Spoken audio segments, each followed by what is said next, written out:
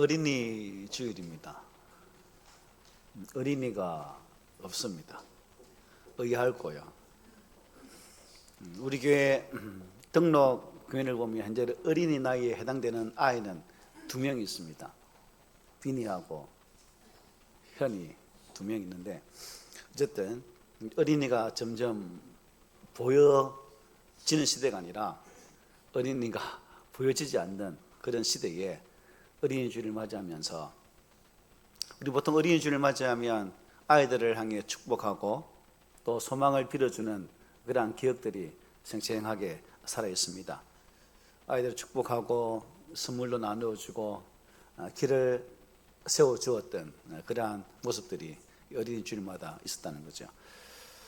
그런데 오늘 말씀은 여러분, 단순히 자녀들을 사랑합시다 라는 말씀이 아니고, 어찌 보면 부모에게도 자녀에게도 매우 무거운 말씀이 될 것으로 여겨집니다. 그래서 미리 이 말씀을 주는 것은 단디 들으라고, 미리 마음 준비하고 들으시라고 이 말씀을 드립니다. 먼저 무거운 말씀을 시작해 볼게요. 사사기 2장 10절 말씀입니다.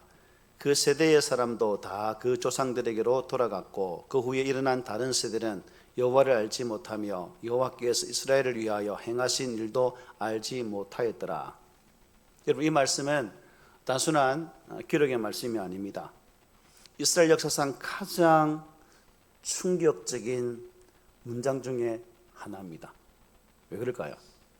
바로 그 세대, 앞에 있는 빨간색 그 세대가 어떤 세대입니까? 홍해를 건넜던 세대입니다. 하나님의 기적을 보았던 세대입니다. 여수와 함께 하나님을 섬겼던 세대들이었습니다. 그런데 그 다음 다른 세대는 하나님을 알지 못하고 모르는 세대가 되었다는 사실. 선민의 나라, 선민의 백성, 하나님의 뜻을 이루어야 할 이스라엘 백성들 속에 하나님을 알지 못하는 다른 세대가 나타났다. 이게 가장 충격적인 내용 아닐까요? 아마 그 당시에 TV가 있었다면 기자가 마이크를 들고, 여러분, 놀라운 소식을, 아주 엄청난 소식을 여러분들에게 알려드리겠습니다라고 말하지 않았을까요? 자, 그렇다면 도대체 여러분, 이 중간에 어떤 사건과 사고들이 있었을까요? 이스라엘 백성들의 자녀들이 하나님의 말씀을 거부했던 것일까요? 그것은 아닌 것 같습니다. 누군가 하나님을 전해주지 않았기 때문입니다. 이것은 단순한 시대 변화가 아니죠. 신앙의 전수의 실패의 장면이라는 겁니다. 결국 가정의 실패를 의미하는 말씀이기도 해요. 여러분, 이 말씀이 남의 이야기만 아니죠. 오늘 우리의 현실은 어떨까? 교회는 다니지만 하나님을 모르는 아이들, 예배를 드리지만 믿음이 없는 다음 세대들, 하나님보다 세상을 더 잘 아는 그러한 세대가 오늘 우리들 가운데 있다는 사실입니다.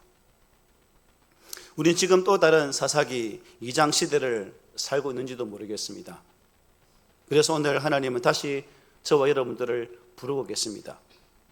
이 끊어진 신앙을 다시 이어라고, 그리고 가정을 다시 세우라고 우리에게 말씀을 하고 계신 거죠.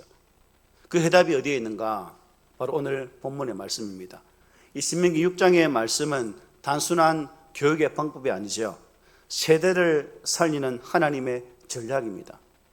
오늘 말씀을 통해서 우리의 가정이 다시 살아나고 우리의 다음 세대가 다시 하나님을 아는 세대로 세워지기를 주님 이름으로 축복합니다. 먼저 오늘 본문 4절 5절 보겠습니다. 이스라엘아 들으라, 우리 하나님 여호와는 오직 유일한 여호와시니 그는 마음을 다하고 뜻을 다하고 힘을 다하여 내 하나님 여호와를 사랑하라 말씀합니다. 여러분, 이 말씀은 단순한 정보의 전달이 아니죠. 신앙 교육의 출발은 지식이 아닙니다. 행동도 아니죠. 정신을 차리고 들으라는 강한 선언이기도 합니다. 왜냐하면 이 말씀은 이스라엘의 미래가 걸린 말씀이기 때문입니다. 그런데 이것이 이스라엘만의 문제일까요? 오늘 이 시대에 우리에게도 마찬가지죠. 우리의 미래가, 우리 교회의 미래가, 우리 다음 세대의 미래가 이 말씀 속에 달려있다는 거예요. 여호와는 오직 유일하신 여호와시니, 이 말은 단순히 하나님이 한 분입니다라는 의미가 아니죠. 오직 한 분이신 하나님 여호와는 오직 온 세상의 구원을 위해서 이스라엘 안에서 크신 능력으로 자신을 계시하신 절대적인 살아계신 하나님이다라는 뜻이 담겨 있습니다. 그러므로 이 말씀은 다른 것과 비교할 수 없는 절대적인 존재, 그분은 누굽니까? 여호와 하나님이다 하는 것이죠. 비교 대상이 없다는 겁니다. 그런데 오늘 우리의 가정은 어떻습니까? 하나님도 중요하고 공부도 중요하고 성공도 중요하고 얘들아 돈도 중요하다. 결국 하나님은 어떤 존재일까요? 여러 개 중에 하나의 하나님이 되고 말았다는 겁니다. 여러 개 중에 공부와 돈과 명예와 출세와 진학, 하나님. 오직 유일하신 여호와라고 말씀하셨는데 오늘 우리 시대의 하나님은 여러 개 중에 하나의 하나님으로 전락하고 말았다는 거죠. 과연 하나님이 이런 대접을 받으시는 분일까요? 그렇지는 않겠죠. 그래서 요구하십니다. 얘들아, 전 존재로 나를 사랑하라고 말씀하셔요. 마음을 다하고 뜻을 다하고 힘을 다하여 라고 증거합니다. 여러분, 이것은 부분적인 사랑을 의미하지 않죠. 생각으로도 감정으로도 삶으로도 완전히 하나님의 중심의 삶을 살아가라는 말씀이에요. 다른 사람에 의해 주입된 생각이 아니라 여호와를 사랑하는, 바로 그 사랑하는 마음에서 우러나오는 중심으로 하나님을 사랑해야 됨을 이 말씀은 우리에게 증거하고 있습니다. 하나님을 사랑하되 모든 중심을 다하여서, 전심이죠. 온 영혼을 다해서 전영입니다. 사람이 내놓을 수 있는 최대한 것, 전력이죠. 이것으로 하나님을 사랑하라고 말씀하고 있습니다. 이게 중요한 사실이 있습니다. 이 말씀은 자녀에게 주신 말씀이 아니라 부모 세대에게 먼저 주신 말씀이라는 거죠. 왜냐하면 하나님은 부모가 하나님을 사랑하지 않으면 자녀는 절대 하나님을 사랑할 수 없다는 사실을 잘 알고 계시기 때문입니다. 부모가 여러분 하나님을 사랑하지 않는데 자녀에게 얘들아 기도 좀 해, 성경책 좀 읽어볼래? 예배 좀 잘 드리면 어디 덧나냐?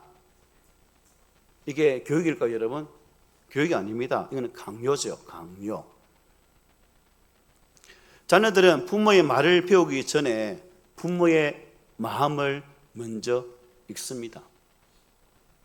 부모가 진짜 하나님을 사랑하는지, 예배를 억지로 드리는지, 하나님이 기뻐하는지 자녀들은 이미 다 알고 있다는 거죠. 한번 물어보십시오, 집에 가서. 그래서 하나님은 순서를 이렇게 두신 겁니다. 먼저 부모가 하나님을 사랑하라. 그 다음에 자녀를 그렇게 가르치라. 사랑 없는 신앙 교육은 결국 자녀를 지치게 할 뿐이요, 또 그들을 신앙에서 멀리하게 뿐이라는 사실을 꼭 기억하시기를 바랍니다. 여러분, 어떤 부모는 이렇게 말하죠. 목사님, 우리 아이는 교회를 싫어하는 것 같아요. 왜일까요? 라고 말을 합니다. 그런데 그 가정을 보면 부모는 예배를 의무처럼 드리는 모습이 있을 겁니다. 기도는 거의 하지를 않습니다. 하나님 이야기는 집에서 거의 하지를 않습니다. 그런데 자녀에게 말합니다. 좀 믿음 좀 단디 가져라. 되나요, 여러분? 이것은 교육이 아니라 모순의 현장이라고 볼 수 있죠. 성경에 보면 실패의 사례가 있습니다. 사무엘상 2장에 보면 엘리와 그의 아들들을 한번 보십시오. 사무엘상 2장은 이렇게 표현합니다. 엘리 아들들은 행실이 나빠 여호와를 알지 못하더라. 엘리는 뭐였죠? 제사장이었습니다. 오늘 이 시대가 가면 저 같은 사람, 목사라는 거죠. 하나님 일을 하는 사람이었습니다. 그런데 그의 아들은 어땠는가? 하나님을 멸시했고 제사를 드리셨고 죄를 두려워하지를 않았습니다. 여러분, 왜 이런 일이 벌어졌을까요? 성경은 분명히 말합니다. 3장 13절에 보면 금하지 아니하였더라. 부모가 자녀가 그런 길을 가며 있어도 전혀 타치를 하지 않았다는 겁니다. 바꾸고 말하면 제가 우리 자녀들에게 자녀들이 엉망진창의 삶을 살고 있는데 얘야 왜 그러니? 라고 말하지 않았다. 너 매 맞을래?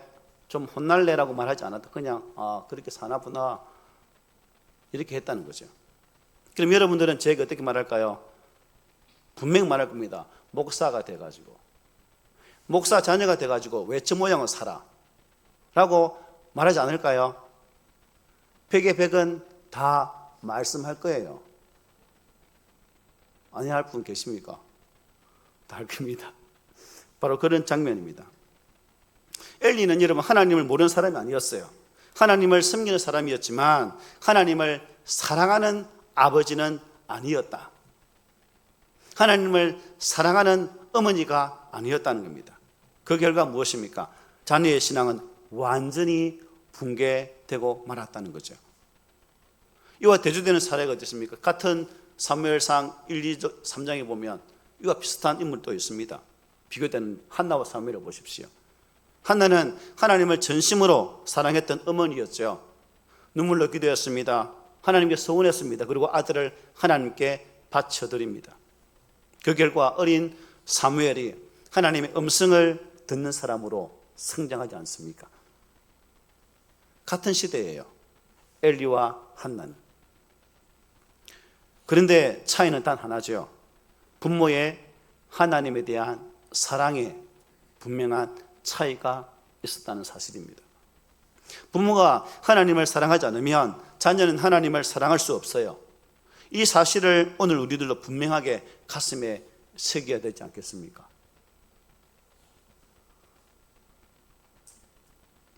이어지는 말씀 봅니다.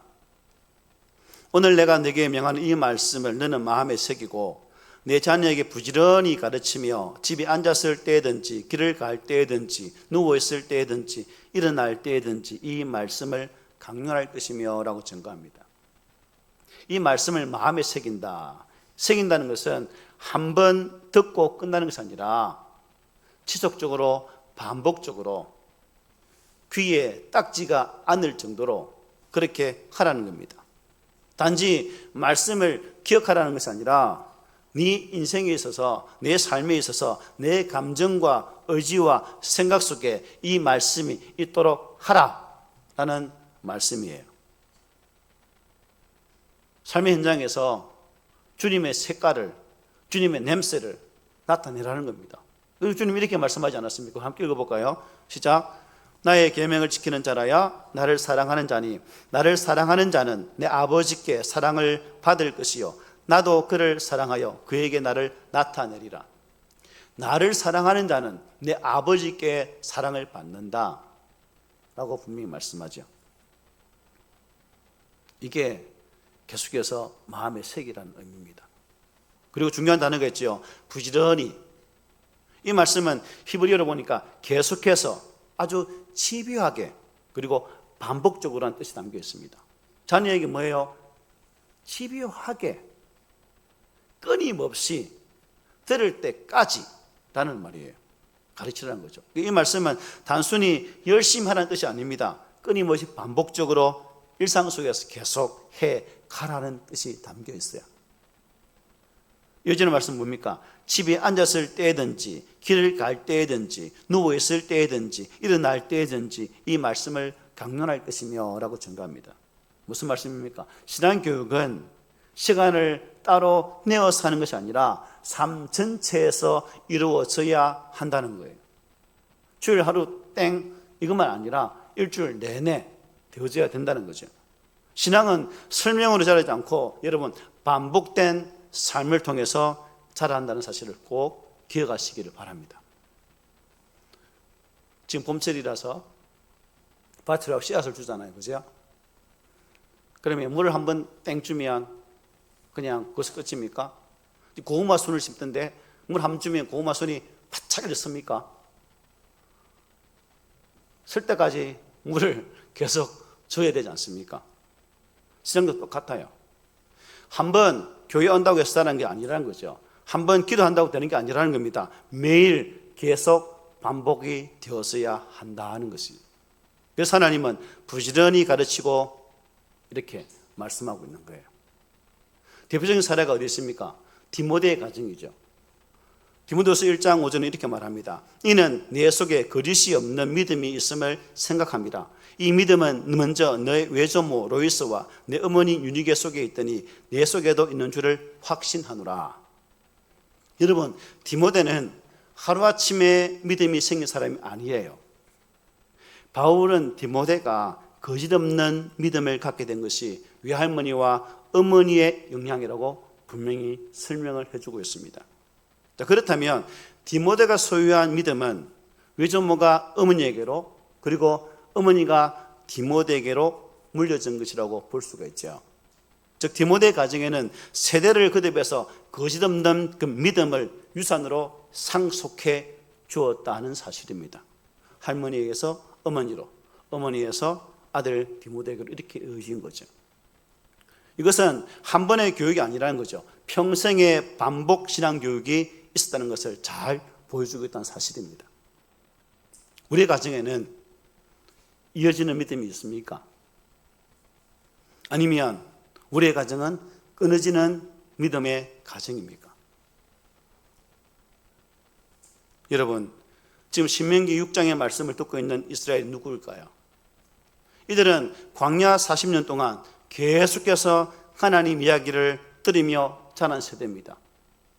광야에서 하나님께서 어떻게 역사하시는지, 광야에서 하나님께서 그들에게 어떤 은혜로 역사하시는지 눈으로 보고 삶을 통해 체험했던 이스라엘 백성들이었습니다.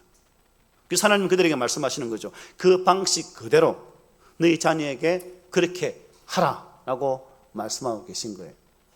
여러분, 신앙은 왁자지껄하게 크게 하는 게 아닙니다.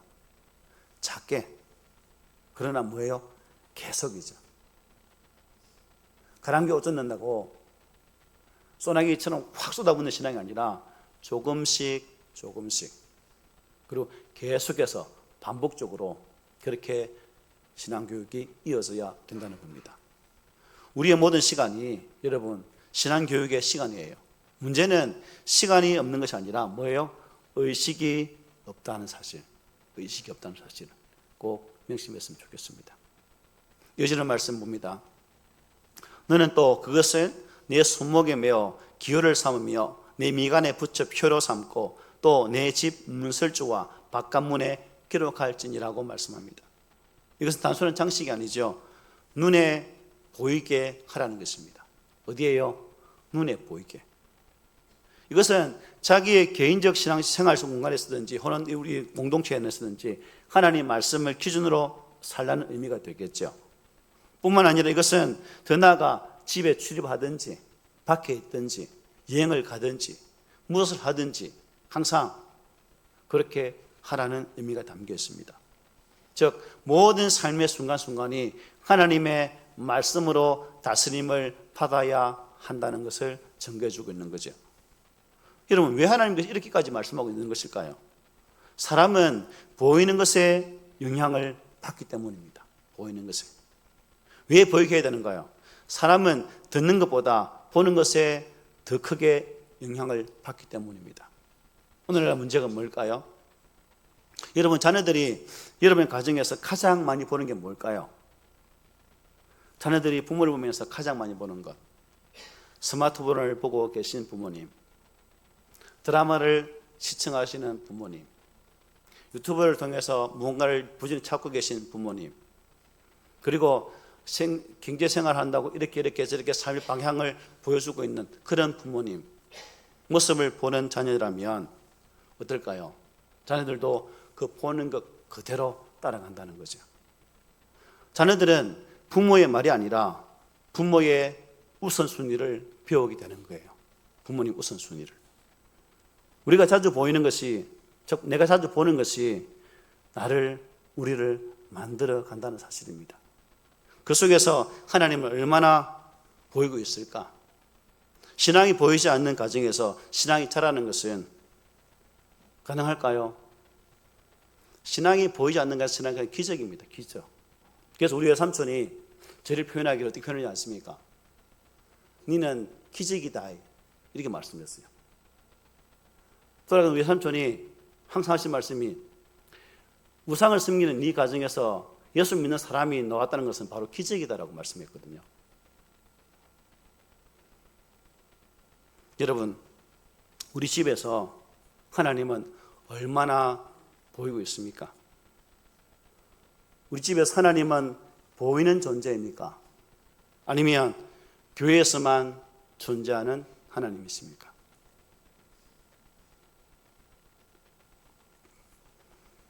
성경에 보면 이런 부정적인 사례를 솔로몬의 가정을 통해서 볼 수가 있습니다. 솔로몬은 우리가 아는 것처럼 지혜의 왕이었습니다. 하지만 그의 가정은 어땠을까요? 이방 아내들 버글버글했습니다. 천명, 우상 숭배, 들어오는 와이프들마다 자신이 숨겼던 이방 신상을 가지고 들어왔고, 솔로몬은 그 아내들을 너무 사랑해서 모든 방을 만들어서 그 우상을 숨기게 만들어 주었습니다. 그러니까 자녀들은 아주 잘못된 환경에서 자랄 수밖에 없었죠. 결과가 무엇입니까? 그의 아들 르호보암 시대에 이스라엘은 나라가 두 쪽으로 갈라지고 말죠. 솔로몬은 위대한 사람이었습니다. 하지만 그의 가정 환경을 제대로 지키지 못했던 어리석은 아버지 중에 한 사람이라고 볼 수가 있는 거죠. 그리고 그 결과는 다음 세대에 완전한 붕괴를 가져왔다는 사실입니다. 요소를 보십시오. 솔로몬과 아주 대비되죠. 너희가 섬길 자를 오늘 택하라. 오직 나와 내 집은 여호와를 섬기겠노라. 요수아는 개인 신앙으로 끝나지 않았습니다. 우리 집안만 나만 잘 믿으면 되지가 아니라 이스라엘 백성들에게 선택하라고 당당히 외쳤습니다. 너의 집도 우리 집처럼 그렇게 선택했으면 좋겠다는 강력한 메시지가 이 말씀 속에 담겨 있다는 거죠. 바로 지금이 신앙 결단을 낼 때입니다. 그리스도냐 세상이냐, 어느 것을 선택할 것인가. 선택 결정권은 바로 우리 각 개인에게 달려 있는 거죠. 여러분, 다음 세대의 문제는 교회의 문제도 될 수 있겠죠. 그러나 교회의 문제가 아니라 가정의 문제일 수도 있다는 겁니다. 교회는 여러분 보좌교회예요. 뭐라고 보죠? 가정이 뭐예요? 본교입니다. 가정이 본교란. 본교가 잘 운영되고 있습니까? 교회는 일주일에 몇 시간입니다. 하지만 가정은 매일이죠. 이 자녀들의 신앙을 결정하는 것은 주일 1시간이 아니라 가정에서의 6일입니다. 6일. 자녀들은 결국 부모가 서 있는 방향으로 간다는 것을 꼭 기억했으면 좋겠습니다. 여러분, 신앙은 자동적으로 이어지지 않아요. 자동적으로. 방치하면 반드시 끊어지게 되어 있습니다. 불을 보듯 뻔하다는 건 사실이죠.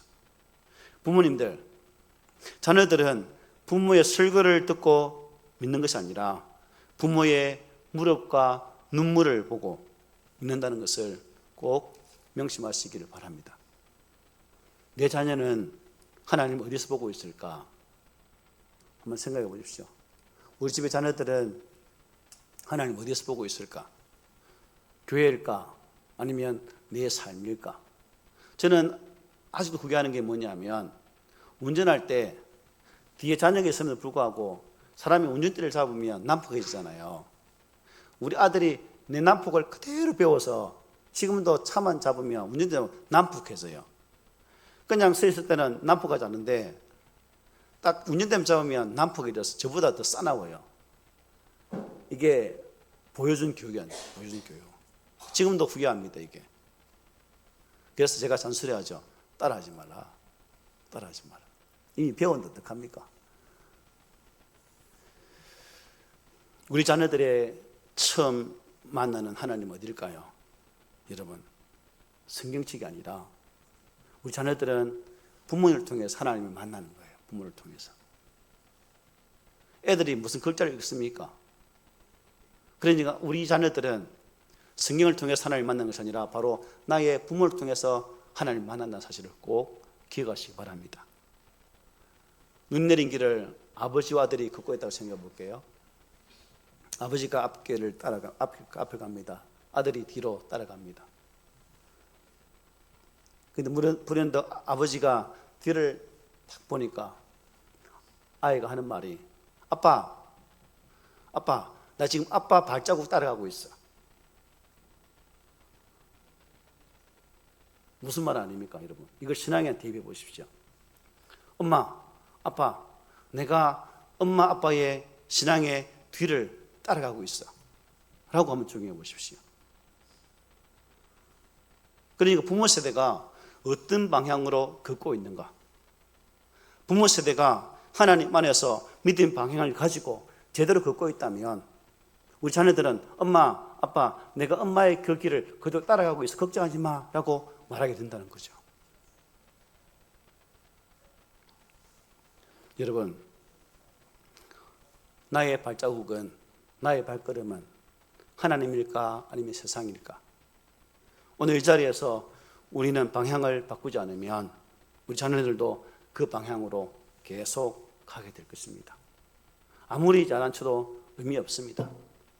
우리 자녀들이 지금 우리의 발자국, 즉 부모들의 발자국을 따라가고 있다는 것을 꼭 명심하면서 부모된 우리가 바른 믿음의 길, 눈물로 기도하면서 자녀에게 보여주는 그 발걸음으로 신앙 말씀을 가지고 진리의 말씀을 가지고 살아가는 그 걸음을 보여줌을 통해서 우리 자녀들도 말씀 들고 하나님 붙들고 기도하면서 그 길을 뚜벅뚜벅 걸어갈 수 있도록 만들어가는 부모가 되었으면 합니다. 우리 부모님들은 물어볼게요. 내 아이는, 내 자녀는 하나님을 사랑하실까요? 부모님도 한번 생각해 보십시오. 아니면 세상을 더 사랑할까요? 우리 애들은 하나님을 사랑할까, 세상을 더 사랑할까? 그 답은 자녀에게 묻지 않아도 됩니다. 부모의 삶을 보면 답이 다 나와 있어요. 자녀들은 가르침보다는 보여진 삶을 따라간다는 겁니다. 보여진 삶을. 오늘 하나님 우리에게 요구하십니다. 너희 가정을 다시 세우라고. 하나님을 사랑하는 부모가 되라고. 말씀을 삶으로 가르치는 부모가 되라고 말씀합니다. 그리고 신앙이 보이는 가정으로 만들라라고 증거합니다. 오늘 제목처럼 여러분의 가정이 하나님의 신앙학교가 되어지고 그 신앙학교를 통해서 여러분의 가정 속에 믿음의 계대가 끊이지 않고 하나님의 은혜와 하나님의 섭리하심과 다스리심이 우리 가정에서부터 이루어지는 그 은혜가 나타나기를 소망합니다. 한순간의 결단이 아니라 내 전 의지를 들여서 마음을 다하고 뜻을 다하고 힘을 다하여 전심전력하여서 전념함을 통해서 하나님을 쓸 수 있는 우리의 가정. 그래서 오늘 5월 가정의 달에 우리의 가정이 하나님 보시기에 보다 더 아름다운 가정으로 그리고 직접 우리의 가정을 하나님 사랑하는 그 가정으로 만들어가는 우리 모두가 되시기를 오늘 말씀으로 부탁을 드립니다. 아멘.